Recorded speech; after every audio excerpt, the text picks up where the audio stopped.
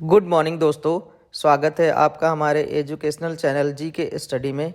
दोस्तों आज का टॉपिक है गुप्त वंश। इस टॉपिक से आपके वनडे एग्ज़ाम्स में बहुत सारे प्रश्न आते हैं जो आपके लिए बहुत ही महत्वपूर्ण हैं। दोस्तों तो जो लोग हमारे चैनल पर नए हैं कृपया सब्सक्राइब कर लें और बेल आइकन को ज़रूर प्रेस कर दें जिससे आप सबको हमारी वीडियो की नोटिफिकेशन प्राप्त होती रहे। तो दोस्तों चलिए शुरू करते हैं आज का क्विज़। पहला प्रश्न है, किस शासक वंश ने मंदिरों एवं ब्राह्मणों को सबसे अधिक ग्राम अनुदान में दिया था? इसके ऑप्शन है ए प्रतिहार, बी पालवंश, सी राष्ट्रकूट, डी गुप्त वंश।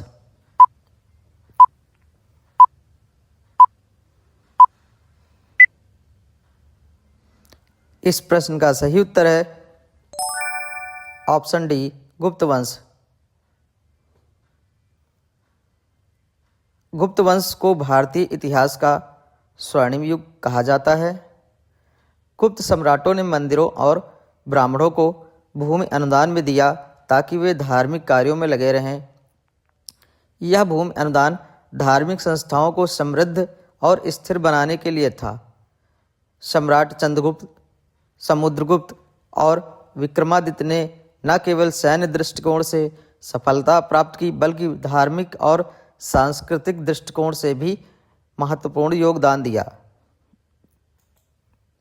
दूसरा प्रश्न है, गुप्त काल में दैनिक आवश्यकता की वस्तुओं के क्रय विक्रय का माध्यम था। इसके ऑप्शन है ए रजत मुद्रा, बी कौड़ी, सी स्वर्ण मुद्रा, डी ताम्र मुद्रा।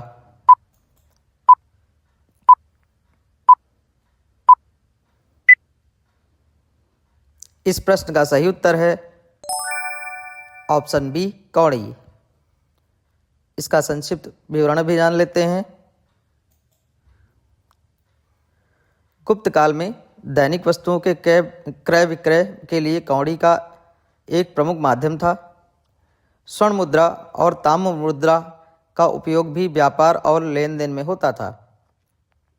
कौड़ी मुख्य रूप से छोटे लेन देन और सामान्य वस्त्रों के लिए इस्तेमाल भी किया जाता था। तीसरा प्रश्न है, गुप्त काल में जहाज दक्षिण पूर्वी एशियाई देशों में जाने के लिए किस बंदरगाह से रवाना होते थे? इसके ऑप्शन है ए ताम्रलिप्ति, बी खंभात, सी कावेरीपट्टनम, डी बड़ौज।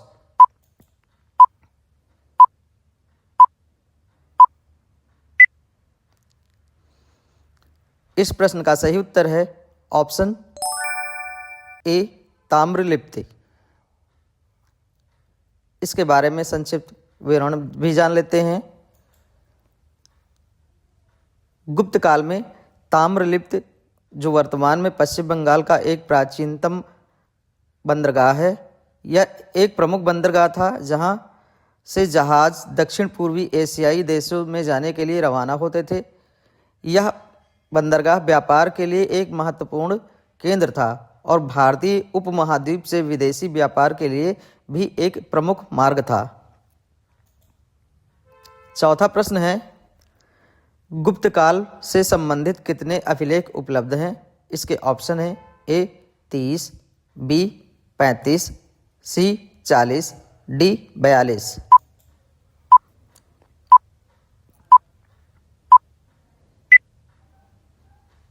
इस प्रश्न का सही उत्तर है ऑप्शन सी 40। चलिए इसके बारे में भी जानते हैं। गुप्त काल से संबंधित 40 अभिलेख उपलब्ध हैं। ये अभिलेख गुप्त सम्राटों के शासनकाल, प्रशासन, धर्म और सामाजिक जीवन के बारे में महत्वपूर्ण जानकारी प्रदान करते हैं। पांचवा प्रश्न है, किस गुप्त सम्राट को उसके सिक्कों पर वीणा बजाते दर्शाया गया है? इसके ऑप्शन है ए चंद्रगुप्त द्वितीय, बी समुद्रगुप्त, सी कुमारगुप्त, डी चंद्रगुप्त प्रथम।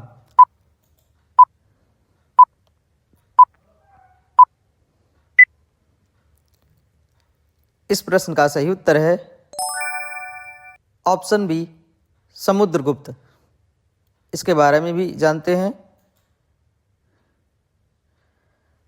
समुद्रगुप्त को उसके सिक्कों पर वीणा बजाते हुए दर्शाया गया। समुद्रगुप्त को भारत का नेपोलियन भी कहा जाता है और उनके सिक्कों पर कला, संगीत और उनके शाही गुणों का प्रतिबिंब मिलता है। उनके सिक्कों पर वीणा बजाते हुए चित्रण से यह संकेत मिलता है कि वे न केवल एक महान शासक थे बल्कि कला और संगीत के प्रति उनका गहरा प्रेम भी था। छठा प्रश्न है, निम्न में से किस काल में स्त्रियों की पुरुषों से बराबरी थी? इसके ऑप्शन है ए गुप्त काल, बी मौर्य काल, सी चोलों में, डी इनमें से किसी भी में नहीं।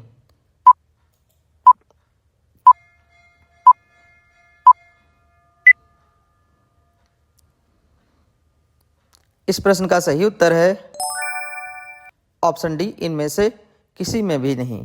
प्राचीन भारतीय समाज में स्त्रियों की स्थिति विभिन्न कालों में अलग अलग रही, लेकिन पुरुषों के साथ पूर्ण समानता किसी भी काल में नहीं थी। इसके अन्य जो विकल्प हैं उनके बारे में भी जानते हैं। गुप्त काल, इस काल को स्वर्ण युग कहा जाता है, लेकिन इस काल में भी स्त्रियों की स्थिति में गिरावट आई। सती प्रथा, बाल विवाह और पर्दा प्रथा जैसी प्रथाएं बढ़ी।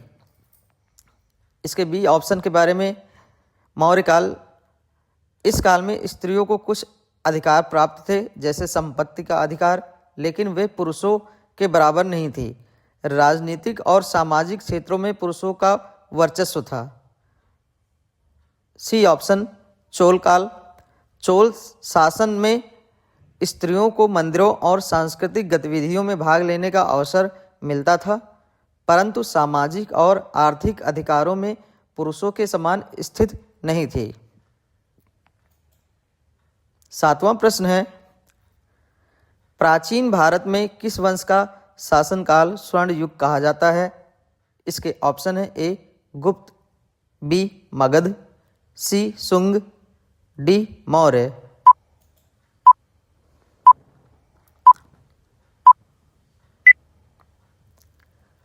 इस प्रश्न का सही उत्तर है ऑप्शन ए गुप्त वंश। गुप्त काल 320 ईस्वी से 550 ईस्वी को भारत का स्वर्ण युग कहा जाता है, क्योंकि इस दौरान कला, साहित्य, विज्ञान और गणित में अद्भुत प्रगति हुई। साहित्य जैसे कालिदास जैसे महान कवि हुए। विज्ञान में आर्यभट्ट ने शून्य की खोज की और कला में अजंता की गुफाओं में उत्कृष्ट चित्रकारी। धर्म में हिंदू बौद्ध संस्कृत का विकास हुआ।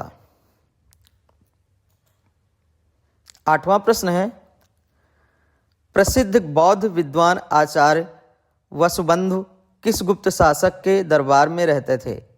इसके ऑप्शन है ए कुमारगुप्त प्रथम, बी चंद्रगुप्त द्वितीय, सी समुद्रगुप्त, डी स्कंदगुप्त।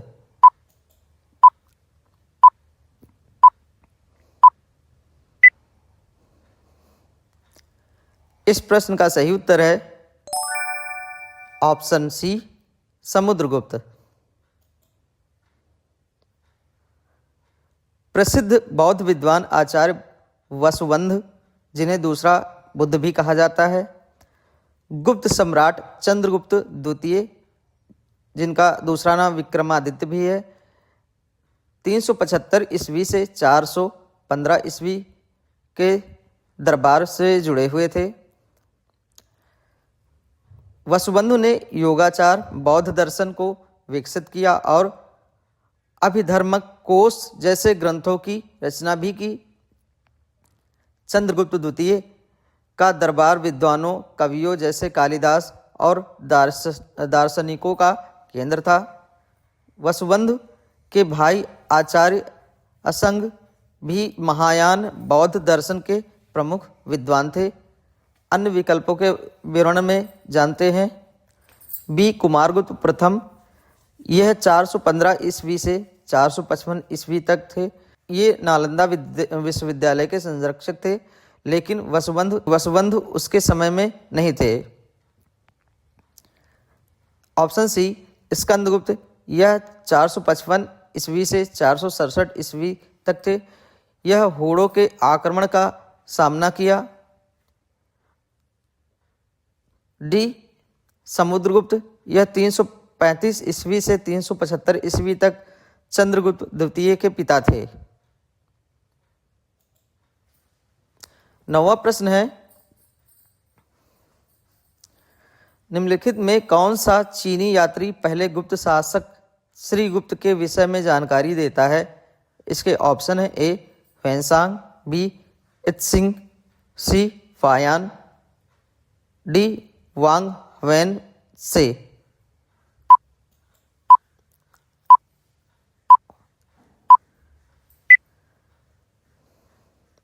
इस प्रश्न का सही उत्तर है ऑप्शन बी इत्सिंग। चीनी यात्री इत्सिंग ने गुप्त वंश के संस्थापक श्रीगुप्त के बारे में जानकारी दी। इत्सिंग ने 7वीं शताब्दी में भारत की यात्रा की और अपने यात्रा वृत्तांत में गुप्त वंश के प्रारंभिक शासकों का उल्लेख किया। अन्य विकल्पों का विवरण है। फायान, ये 4वीं से 5वीं शताब्दी के बीच में थे। चंद्रगुप्त द्वितीय के शासनकाल में भारत आए, गुप्त साम्राज्य की समृद्धि का वर्णन किया। फैनसांग, यह 7वीं शताब्दी में आए, हर्षवर्धन के समय भारत में आया, गुप्त वंश के बारे में विस्तृत जानकारी दी। वान ह्वेन से, यह 7वीं शताब्दी में हर्षवर्धन के काल में राजदूत बनकर आया। 10वां प्रश्न है, मीमांसा के प्रणेता थे। इसके ऑप्शन है ए कणाद, बी विश्वामित्र, सी वशिष्ठ, डी जैमिनी।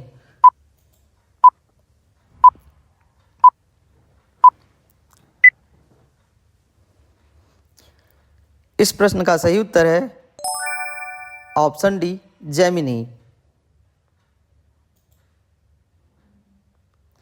मीमांसा दर्शन के प्रणेता जैमिनी थे। उन्होंने वेदों की व्याख्या और उनके कर्मकांडों पर जोर दिया और इस दर्शन का विकास किया। जैमिनी के अनुसार वेदों के आदेशों का पालन करना आवश्यक है और यही धर्म का सही रास्ता है। 11वां प्रश्न है, न्याय दर्शन को प्रचारित किया था। इसके ऑप्शन है ए चरवाक ने, बी कपिल ने, सी गौतम ने, डी जैमिनी ने।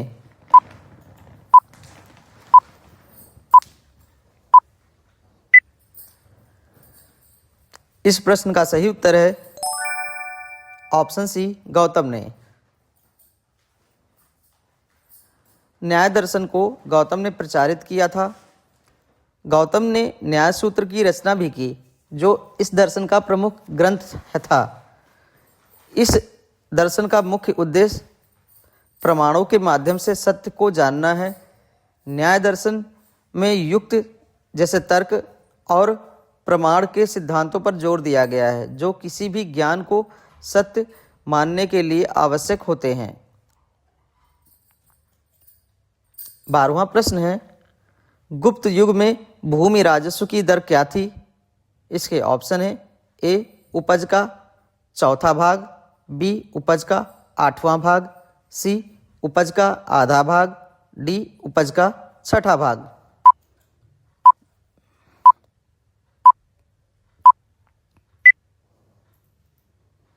इस प्रश्न का सही उत्तर है ऑप्शन ए उपज का चौथा भाग।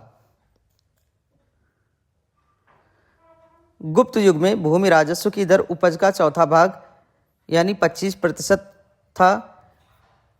यह दर उस समय के कृषि उत्पादन पर आधारित थी और शासक को भूमि से होने वाली उपज का एक निश्चित हिस्सा राजस्व के रूप में प्राप्त होता था। गुप्त सम्राट ने इस राजस्व को स्थानीय प्रशासन के माध्यम से इकट्ठा किया। यह व्यवस्था कृषि आधारित अर्थव्यवस्था को बनाए रखने और साम्राज्य की आर्थिक स्थिरता के लिए महत्वपूर्ण थी। इस दर का एक लाभ यह भी था कि यह किसानों के लिए अत्यधिक बोझिल नहीं था, जिससे कृषि उत्पादन में वृद्धि हो सके। 13वां प्रश्न है, किस गुप्तकालीन कृति को कौटिल्य के ग्रंथ अर्थशास्त्र के समान माना जाता है? इसके ऑप्शन है ए नारद स्मृति, बी कलियुगराज वृत्तांत, सी कामंदक कृत नीतिसार, डी बृहस्पति स्मृति।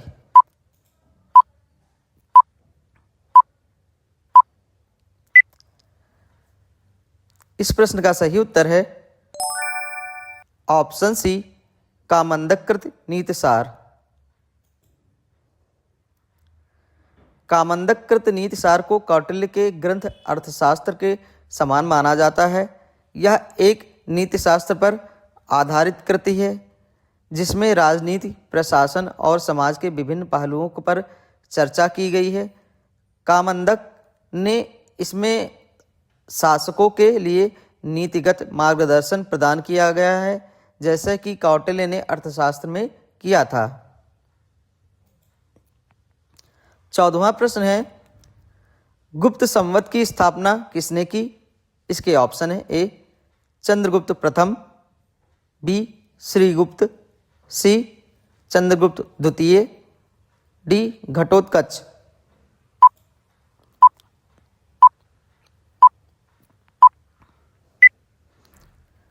इस प्रश्न का सही उत्तर है ऑप्शन बी श्रीगुप्त। गुप्त संवत की स्थापना श्रीगुप्त ने की थी, जो गुप्त वंश के पहले शासक थे। यह संवत भारतीय कैलेंडर प्रणाली का एक महत्वपूर्ण हिस्सा था और इसे सौर संवत के रूप में भी स्थापित किया गया था। गुप्त वंश की शुरुआत 320 ईस्वी में मानी जाती है और इसने भारतीय इतिहास में समय मापने के लिए एक मजबूत आधार प्रदान किया। गुप्त सम्राटों के काल में इस संवत का व्यापक रूप से उपयोग हुआ।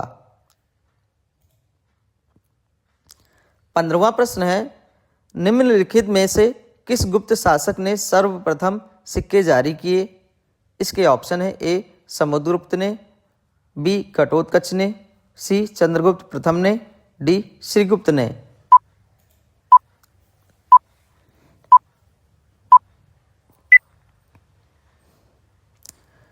इस प्रश्न का सही उत्तर है ऑप्शन डी श्रीगुप्त ने। श्रीगुप्त गुप्त वंश के पहले शासक थे जिन्होंने सिक्के जारी किए। उन्होंने अपने शासनकाल के दौरान प्रारंभिक गुप्त सिक्कों का निर्माण भी किया था, जो गोलाकार और स्वर्ण मुद्राएं थी। इन सिक्कों में शासक की छवि और उनके नाम के साथ साथ धार्मिक प्रतीक भी होते थे, जो उस समय के आर्थिक और सांस्कृतिक प्रभावों को दर्शाते थे।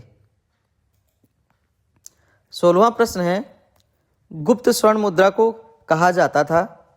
इसके ऑप्शन है ए दीनार, बी करसापण, सी निष्क, डी सुवर्ण।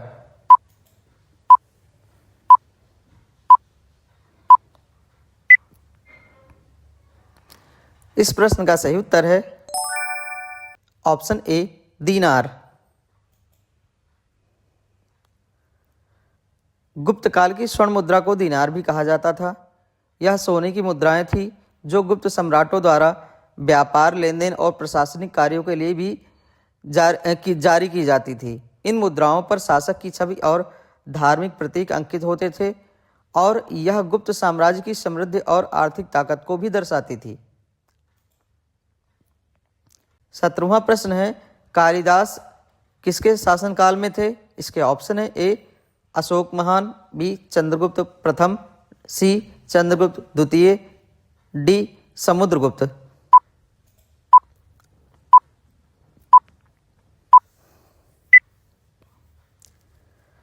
इस प्रश्न का सही उत्तर है ऑप्शन सी चंद्रगुप्त द्वितीय। कालिदास गुप्त सम्राट चंद्रगुप्त द्वितीय के शासनकाल में रहे थे।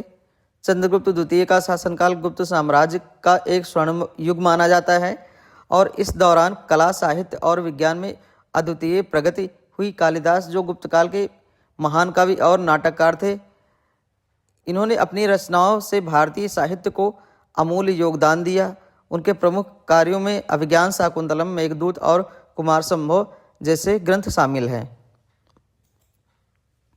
18वां प्रश्न है, चंद्रगुप्त के 9 रत्नों में से निम्न में से कौन फलित ज्योतिष से संबंधित था? इसके ऑप्शन है ए सपड़क, बी शंकु, सी वररुचि, डी अमर सिंह।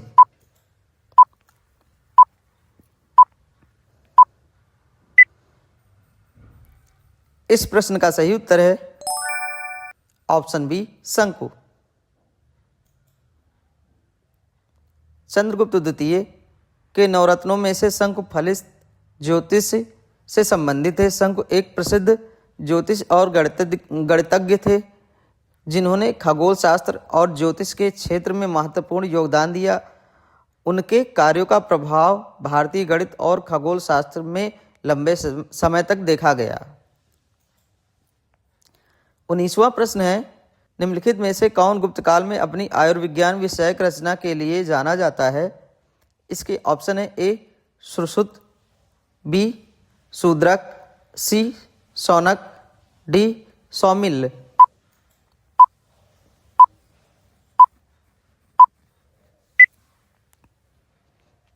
इस प्रश्न का सही उत्तर है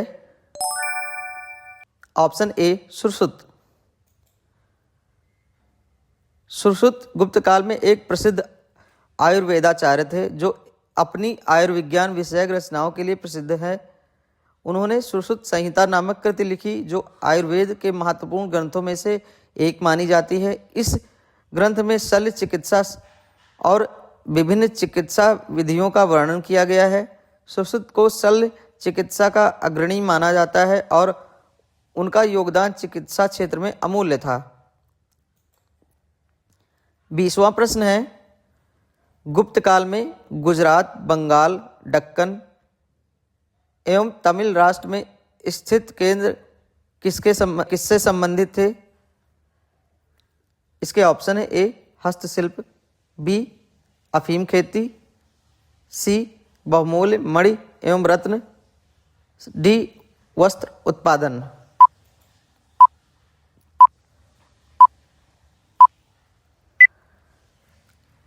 इस प्रश्न का सही उत्तर है ऑप्शन सी बहुमूल्य मणि एवं रत्न।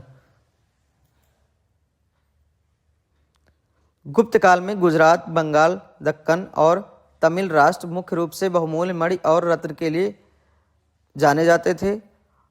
इसके साथ साथ व्यापार के लिए प्रसिद्ध भी थे।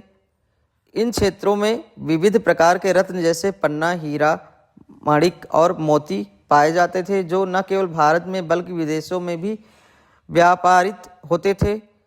इस समय में भारतीय रत्नों का व्यापार काफ़ी बढ़ा और विदेशी व्यापारियों से इनका आदान प्रदान भी हुआ। अतिरिक्त विवरण है, गुप्त काल के दौरान भारत में व्यापार के लिए समुद्री मार्ग और भूमिगत मार्ग दोनों का उपयोग किया जाता था। गुजरात का कंबे बंदरगाह और बंगाल का पाटलिपुत्र व्यापार केंद्र के लिए बहुत ही महत्वपूर्ण थे। गुप्त काल में सिल्क, वस्त्र निर्माण और हस्तशिल्प जैसे व्यापार भी प्रमुख थे, लेकिन मणि रत्नों का व्यापार विशेष रूप से प्रसिद्ध था। दोस्तों, आज की क्विज का यह आखिरी प्रश्न है जो आप सबके लिए है। आपको इसका उत्तर कमेंट बॉक्स में बताइएगा। प्रश्न है, कौन सा राजवंश हूणों के आक्रमण से अत्यंत विचलित हुआ? इसके ऑप्शन है ए मौर्य, बी कुषाण, सी गुप्त, डी शुंग। दोस्तों, इसका उत्तर आप कमेंट बॉक्स में ज़रूर बताइएगा। दोस्तों, आज की क्विज यहीं समाप्त करते हैं। कल एक नए टॉपिक के साथ फिर हाजिर होंगे। तब तक के लिए नमस्कार और आप सभी का बहुत बहुत धन्यवाद।